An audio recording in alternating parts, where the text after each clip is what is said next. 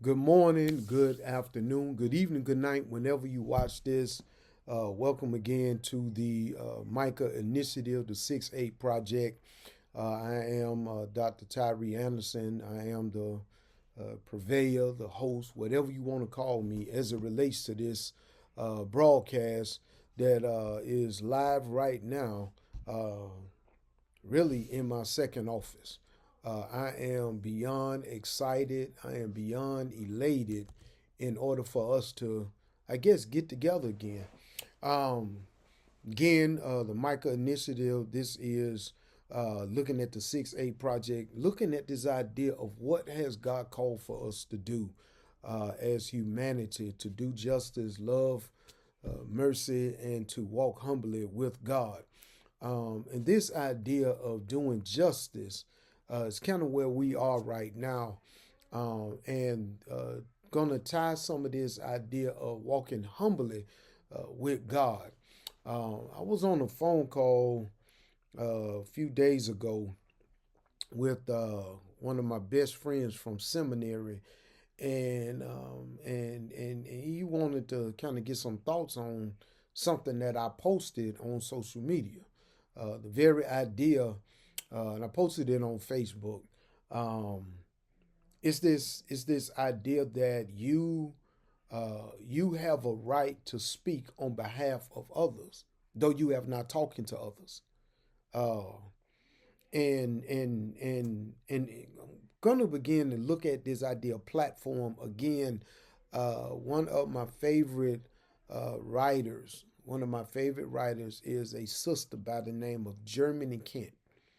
Germany Kent pens these words: if you are in a position where you can reach people, then use your platform to stand up for a cause. Hint: social media is a platform. Social media isn't just the four that I mentioned in the previous broadcast. I did leave X off, and that was intentional because of the virility and the toxicity that's coming from white supremacists that have finally gotten a platform where they can say whatever they want to say, and the negativity that is within the camp in which they are operating. Um, but outside of the four, you also got to count into the shorts or the clips that come from your what they call the mainstream media, your MSNBC, CNN, Fox News, RT, which is Russian television, that's coming from the BBC, the British Broadcasting Channel. You got all these other ones where you can get these clips, and one of our beloved brothers, uh, was on CNN last night pushing a new target at boycotting the Dollar. I think it was Dollar General. I think it was Dollar General, and the fact that Dollar General has not put any money into the black community in order to make it uh, different or to try to help improve conditions. I know for a fact that there is a Dollar General. There's a Dollar General right here in Ensley in walking distance of the church. Um, and because it's in walking distance of the church, many people go in there. But he's planning on putting together a boycott for Dollar General. Now, many people see. This is why it's so important to understand your platform. Understanding your platform. Okay, in this impoverished community in which I'm sitting right now, in this impoverished community in which I'm sitting right now, where Dollar General is literally a grocery store for many people because they've even had to upgrade and they begin to put fruits and vegetables into these Dollar Generals. Further down, if you go further down on 20th Street, I know y'all don't have the geography of it, but where I'm sitting is on 19th Street. Go to 20th Street and you go about 4 miles down over into the backside of 20th Street, which turns into 269, taking you down into the backwoods, going down into the area where you find Edgewater, Mulga, Minor. You find these communities, just kind of put you into a geographical location There's another Dollar General, and people go there to go grocery shopping. So what happens when you call for a boycott and those black people that literally got to shop in there because guess what? There are no grocery stores. There are no plethora of grocery stores. We are literally in a food desert. We're literally in a food desert. And the only place that they can shop is at Dollar General.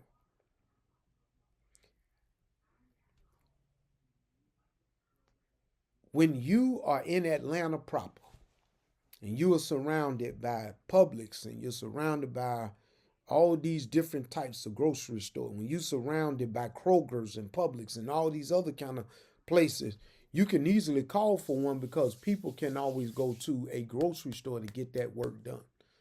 What happens when you don't have those grocery stores? I got a grocery store right here in Ensley, in 5 Points West, that is absolutely deplorable, but that's where black people are shopping. To market your platform and say, this is who we're going after because they haven't done X, Y, and Z. Okay, I can see your position. I can see your argument. I see you using your platform. But what happens when your platform and you using it and you're saying we're going to do this because of, we're going to help, we're going to make this happen.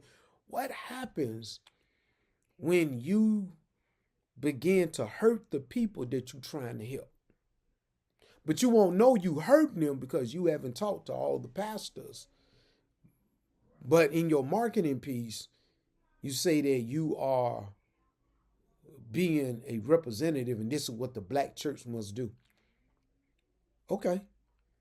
I hear you, but the media deputizing who our voices are, the media deputizing who our leaders are, the media determining who our leaders are becomes a slap in the face of those who were in the trenches, those who were in the country, those who are in these places, people that live in Wilcox County, people that live in Greene County, people that live in these places. Guess what? They don't have a Target. Targets are found in metropolitan areas. They're found in Montgomery, here in the state of Alabama. They're found in Montgomery. They're found over in Eastchase. They're found in Hoover. They're found in Fultondale. They're found in Trustville. They're found in these metropolitan areas where people can afford to go. But when you get down to Hale County, Greene County, Baldwin County, you get down there in places like there's no Target in Selma. There's a Walmart. There ain't no Target. And what happens is people that are living in these places are able to shop where they can because where they shop is what's available to them. Now, unless unless the black church, you want to talk about the black church, I did my doctoral work on recalling the black church to its purpose. I did that work. I know the black church. According to my credentials and my degree, I'm considered a subject matter expert when it comes to black church. I know black church. And I also know the black church pastor. And I know the black church pastor cannot afford for certain places to close down because the little money that people are giving to the church is coming from their jobs at these stores. So here's the question. In using the platform, y'all using the platform, how are you seeing the role of the black church in filling the void that you are attempting to close? How do you fill the void that you're creating by closing the only places that they can go grocery shopping? See, there's more to it than just talking about, the bottom line, they hadn't done this, they hadn't done that. I saw the interview. I commend it. But one pastor doesn't speak for the black church. The black church is not a monolithic organization. We're not monolithic. What takes place at First Baptist Church in Inslee isn't taking place at New Birth in Atlanta. What's taking place in New Birth in Atlanta isn't taking place in Friendship West in Dallas. What's happening at Friendship West in Dallas isn't what's happening over at Ebenezer in Atlanta. And while we may have some overlapping realities, there are some situations that are absolutely not the same.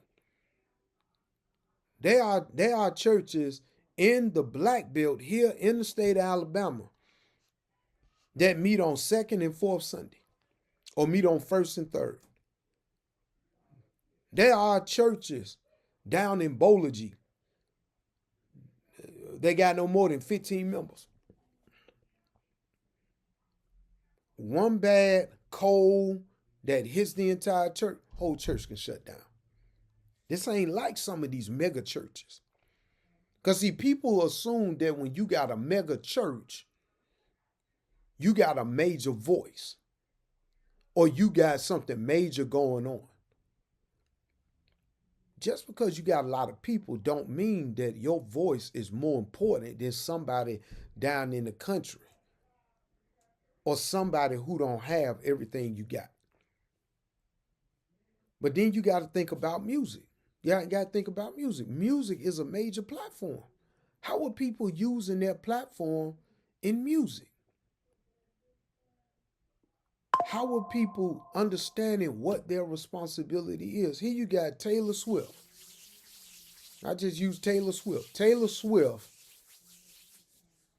has all these millions of followers, much like Beyonce, got all these millions of followers.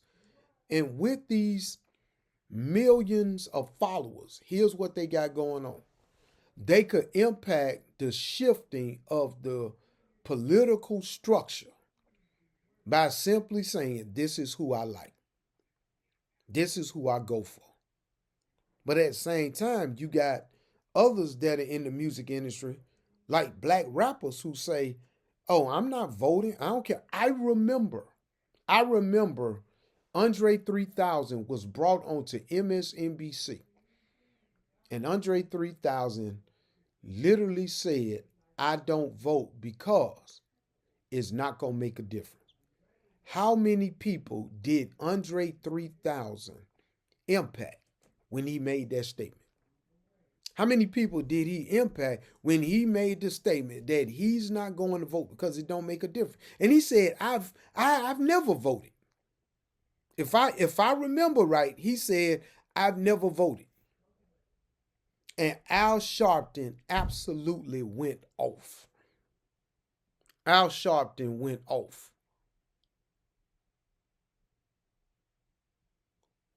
We are in a bad situation because this music industry is being built. The platform that's being utilized is being utilized for the sole purposes of destroying the black community and building and continuing to sustain the prison industrial complex. That's what we got going on. That's the issue that we have right now, is that we have black people that are listening to this garbage music, that's listening to this music that is absolutely detrimental to the development of young black minds. So instead of the black genius being developed, a criminality is being infused into our young black people. The same way that the racists are putting the MAGA mentality into their children, rap music is actually being used today to actually create and develop a criminal mentality and a self-hatred mentality. That's the platform. That's the platform. And you don't have the type of rappers such as a Public Enemy, a KRS-One, a Poor Righteous Teachers. You don't have individuals that are speaking consciously to the young black community. Instead, you got individuals that are glorifying murdering folks, blowing folk away, selling drugs, molesting children, raping women, engaging in all form of self-hatred and self-destructive behaviors, and they are being rewarded with multi-million-dollar contracts. They are being awarded with multi-city tours. They are being pushed and promoted in order to pander their toxicity that they have in their music. Their platforms are being sponsored and paid for by major corporations. Major corporations, airline companies, soda pop companies, these major companies are sponsoring alcohol companies, sponsored by Hennessy, sponsored by Coca-Cola, sponsored by McDonald's, sponsored by they are sponsoring the demise of the black community. And instead of some of us saying we don't need to support it, we need to boycott it, we need to go away from it. No, instead of us boycotting that, we're going to boycott Dollar General. We're going to boycott that. I know this is, something y'all are not, going to want to hear, but the reality is truth must be told. And these individuals are advocating low self-esteem among black folk. They are advocating low mentality, low energy, low vibration. Everything that's low is what they are supporting. And they're saying we need to do this because you have individuals that are more focused on their bottom line and their pockets than they are on anything else. And so, man, we have a major problem that's before us. So it's not just pastors in pulpits, because a lot of pastors aren't saying anything. They are not mentioning some of these music, so some of these artists, some of this music. They're not mentioning this. They're not saying our kids don't need to listen to it. We need to begin to have conversations. My son, I teach my son, hey, this is what bad music sounds like. This is what derogatory music sounds like. If you want to be mad and angry and hostile, this is what you listen to. You'll find people that listen to other things and they are feeling good. They love themselves. They got a great outlook on life. But when you want to smoke your weed and you want to get high and you want to snort your lines and you listening to this music, you are bringing death and destruction upon yourself. And you trying to figure out why it ain't working. It's not going to work. You know why it's not going to work?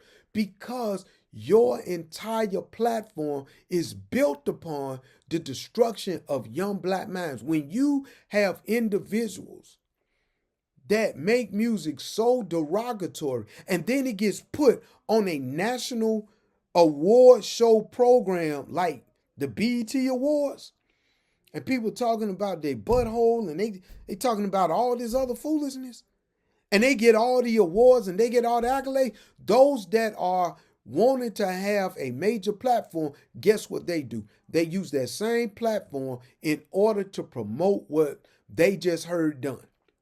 You can talk about your WAP. You could talk about your butthole being brown and all this other foolishness. You could talk about me so horny. I want you to listen. And so this ain't just starting. This platform has been here. And instead of being able to push and promote consciousness, self-development, talking about self-destruction, talking about the need to build black businesses, build black enterprises, being able to build the black community, is all about who can I gun down? Who can I have sex with? Who can I manipulate with my body? Who can I destroy? Who can I use in order to get what I want? So you got churches that are not properly using the platform. You got musicians that are not properly using the platform. But you also have individuals that are in office not using the platform properly. I just saw a video of You know, the House just passed the big, beautiful budget. That's what the president is calling the big, beautiful budget. Well, in a portion of that big, beautiful budget is to remove power from Congress to make decisions and put it in the power of the executive.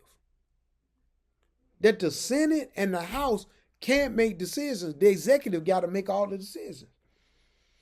And one of the elected officials went back home in order to have a town hall. And when he went, somebody asked him about that, and he said, "Oh, I didn't even realize that was in there." Individuals that won't do their due diligence, that have been elected to high positions in office, that will not read the bill because they are too busy being people pleasers and party enthusiasts, will put the people in a problem. That's what they're going to do. They are going to put the people in a bad spot, and the people are going to suffer. They're going to be fine because guess what? The same people that they hurt are going to be the same people that put them back in office.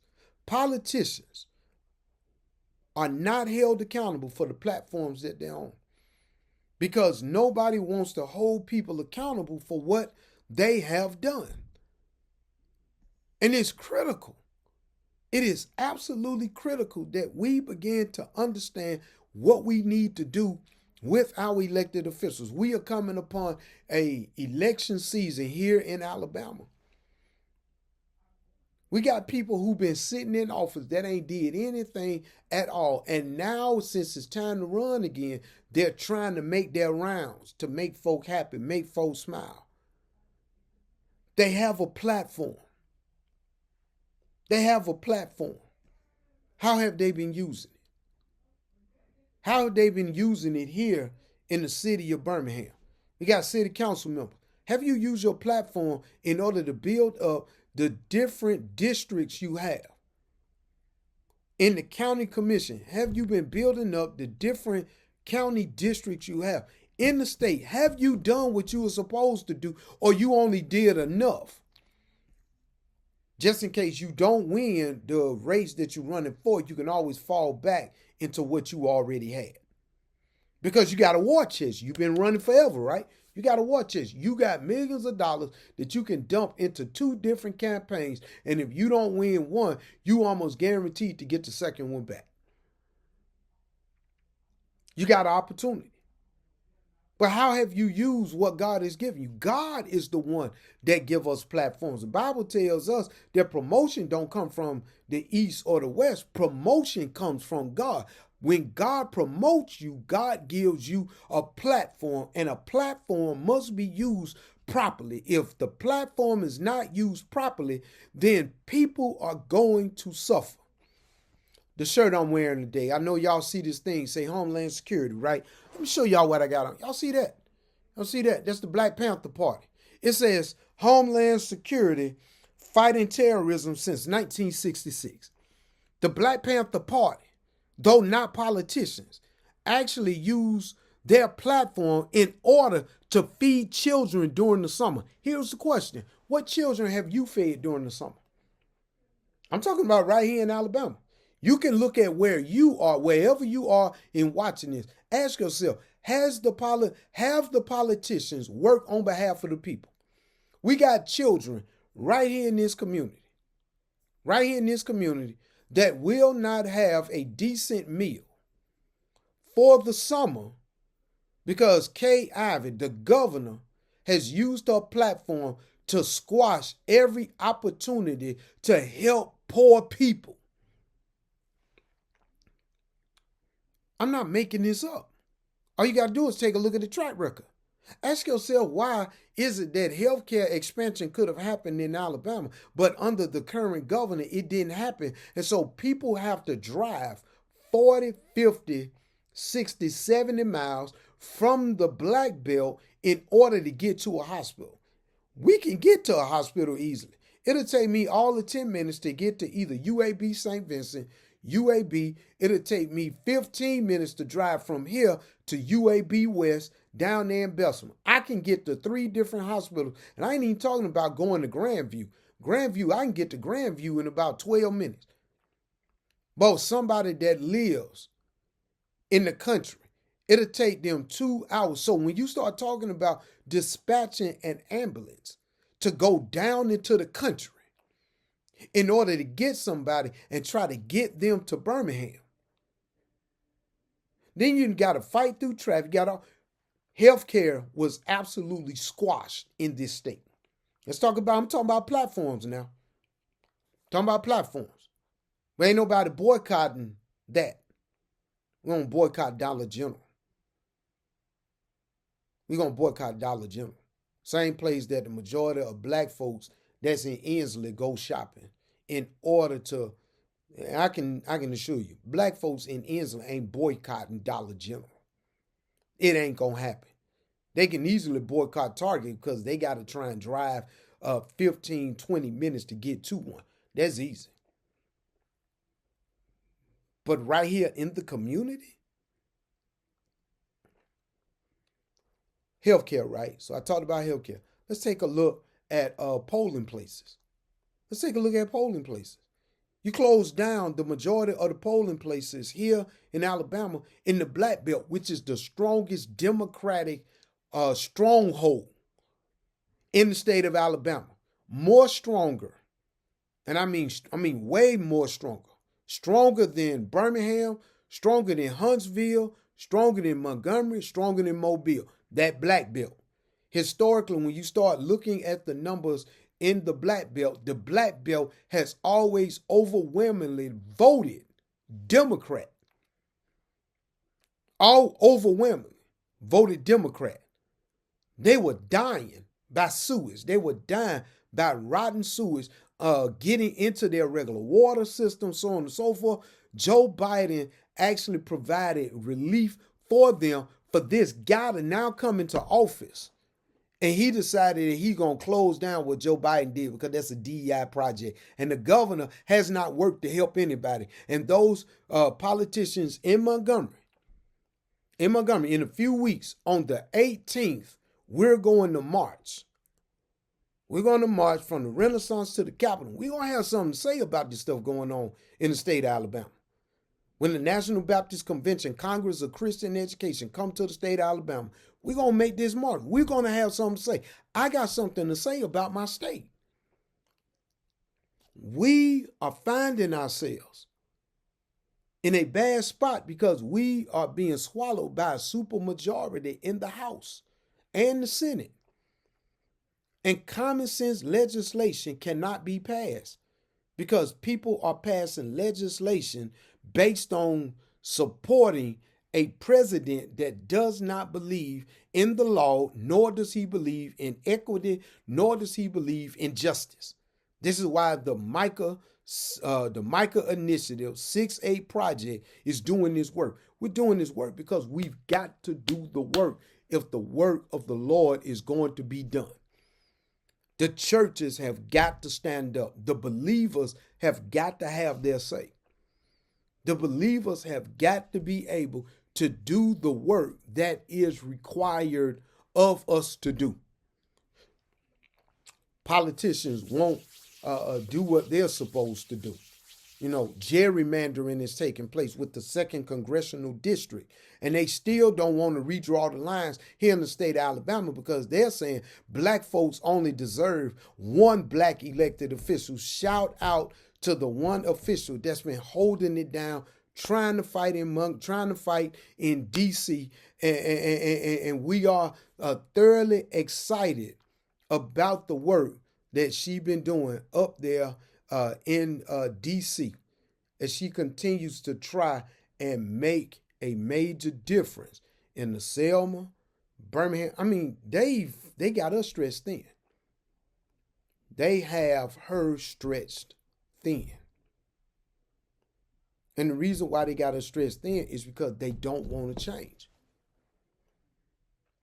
They don't want to change. We got one black congresswoman. One. We got one black congresswoman. One black congresswoman. And the reason why we got one black congresswoman is because in order to do the work, you got to have somebody that's going to work with you. And so I want to shout out Representative Terry Sewell, who continues to hold it down. Now we got Shamari Figures in the 2nd Congressional District, but these folk here still don't want to act right. And the Supreme Court said, y'all got to do this. But these are the same politicians, not just in Alabama, but all over, that are following this one guy in the White House that says that the rule of law don't apply to them. How's it that the rule of law don't apply? We just got a brand new bill, brand new law. The governor signed in, known as Back the Blue, BACK, the Blue, Back the Blue, which basically creates super immunity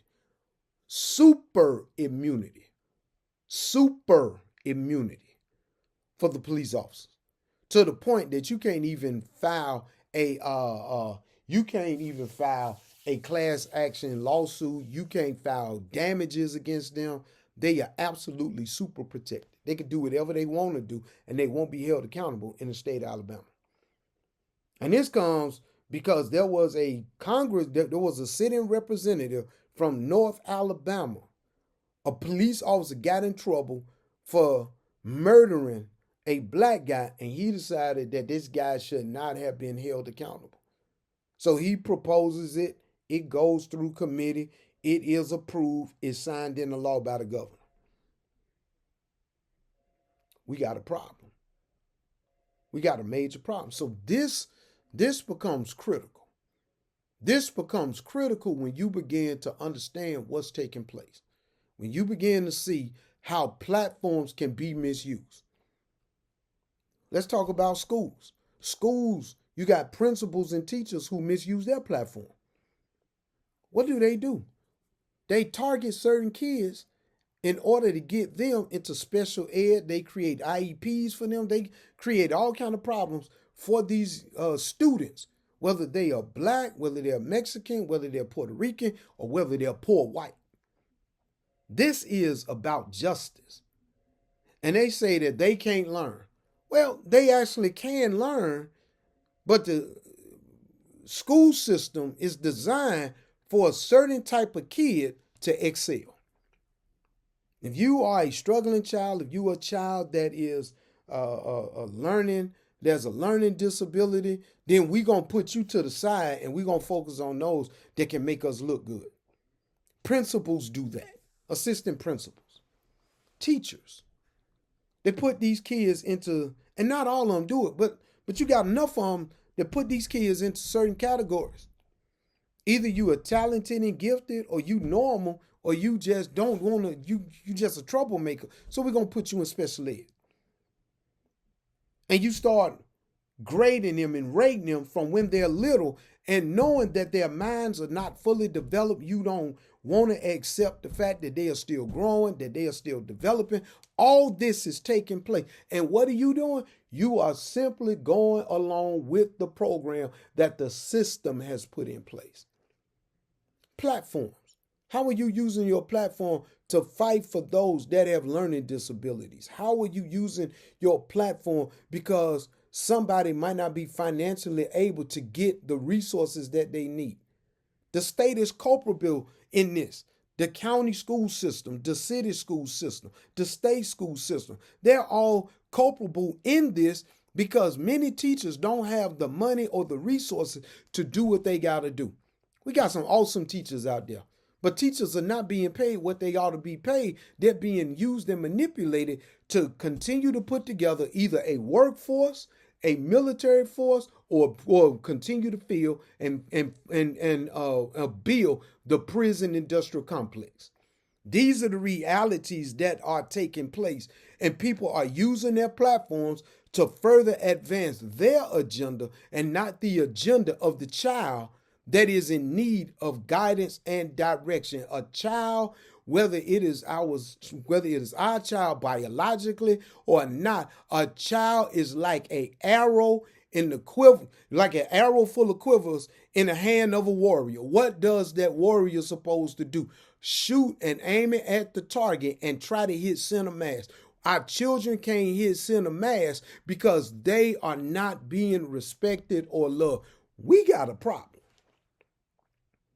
We got a problem. We got a major problem. Because we ought to be targeting and boycotting these schools while children are failing. In the state of Alabama, we're always somewhere between 50th and 44 in rank of school. Poor education system. Poor education system. Following behind New Mexico or Louisiana or Mississippi or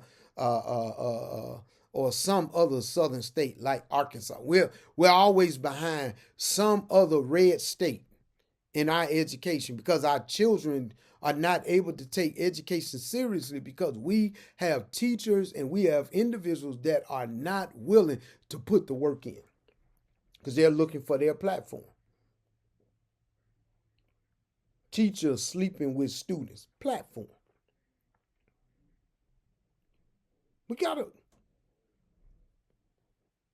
while we boycotting, matter of fact, while we are boycotting Target and we're about to, obviously we're about to boycott Dollar General.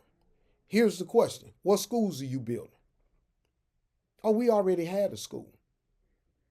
Yeah, you got one, but I thought we was the black church. Why we don't have, why don't we get the money we need in order for other schools to be built in churches? See, I got more questions than I got answers. What are we doing?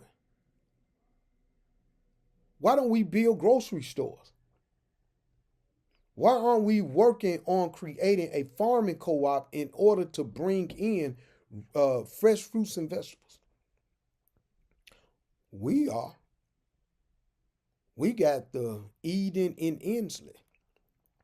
We got the Eden in Inslee garden here at First Baptist. Dr. Matthew Johnson got an entire city block of his land as a farm in the city. Some folks are doing this. We ain't just talking about it. We really trying to live this thing out. Trying to connect on a larger scale so we can expand this. Because guess what? We got more land that we can develop.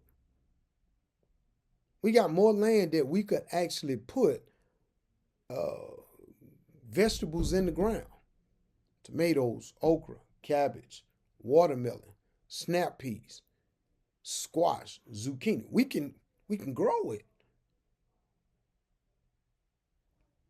Talk to me about it. Help me understand why is it that we can boycott what they're doing, but we have not put in place what we ought to be doing. That's my whole point. My whole point is we can say what others shouldn't do in our community, but here's the question: what are we doing in our community? If we are going to boycott Dollar General, I want to make this very clear. If we're going to boycott Dollar General, here's the question. What farming co-op are you going to put in the community in order for fresh fruits and vegetables to come to the community? Because that's what the majority of people are getting. What type of community store are you going to put in place that can give back to the community? I'm okay with boycotting. I'm very clear about it. I want to make sure I'm very clear about it. I'm okay with boycott. But the question I got is, if we're going to boycott, what are we going to put in its place in order to remove that from the community? Why we ain't go out to Walmart yet? Is Walmart off limits because something was done behind the scenes we don't know about? See, I got questions. I ain't accusing nobody of nothing. All I know is I'm finding it kind of funny that some places are off limits while others are not. Our platform matters. What we do matters. And I think we need to have a larger conversation with more people sitting at the table. We need to be able to have certain conversations with people sitting at the table, because being able to come up with what's targeted and what we're going to do next, and you're not giving us a platform of how we're going to replace what's being targeted and what's being taken away, folks ain't got to go to Target. Target is bougie Walmart. Folks ain't got to go to Target. They can go to Walmart. But if Walmart go, where they going to go? What mom and pop stores are they going to go to, since Walmart closed many of them when they came into the communities? Used to be stores that we could go to, and now we can't go to it. And the reason why we can't go to it is because those stores are closed, because everybody started going to Walmart and the Super Walmart. Then they started going to Target and Super Target. So what are we going to put in place that's going to support the black community? These are the kind of conversations the black church ought to be having. How we going to create jobs in the black community so our children, our sons, daughters, grandsons, granddaughters, and those that come home from prison don't go to prison or don't go back to prison? How we going to create jobs? And I'm not talking about being able to make $4 or $5 an hour. I'm talking about being able to earn a justifiable income in order to make sure that they keep food on their table, so they don't have to go out and engage in criminal activities to try to take care of their family. What are we going to do about that? How are we going to put schools in the community, at the local churches, where it is not being forced to hide the real history of this nation, and we can teach the same curriculum that my pastor came up with a group of scholars and a group of us that came together and said, this is what the black community curriculum should look like as it relates to our history. Reverend Dr. R.B. Holmes at the Bethel Missionary Baptist Church in Tallahassee, Florida. And this curriculum that I accompany him with to go to Ron DeSantis' office in Tallahassee and deliver it. And instead of DeSantis coming out, he sent his secretary. Then we left there and went to the Secretary of Education and delivered it there. And instead of him coming out, he sent out his understudies. See, there is a curriculum that we can teach and we can develop that could accompany the boycott. But when you are doing the boycott by yourself, and you and a small group of folk have made a decision that this is what the black church is about, this is what the black church ought to be focused on. My question is, how my kids who are going to fail in schools from my church, how they going to be able to be on par getting ready to go to college? When they first get to college, they got to take remedial courses, even though they went to college with a high GPA, but they're not ready because the schools were not ready to develop them and train them, because they got to walk through metal detectors. They got to worry about somebody sneaking the gun in. They got to worry about food insecurities. They got to worry about what's going to happen when they go home. I want to have these conversations as the black church. So a promo don't mean nothing to me. Promo don't mean a whole lot. What are our national conventions doing? Our president, National Baptist Convention, USA Incorporated, Dr. Boise Kimber, is calling for a march on June 18th, when we all arrive for Congress next month in Montgomery for our Congress of Christian Education.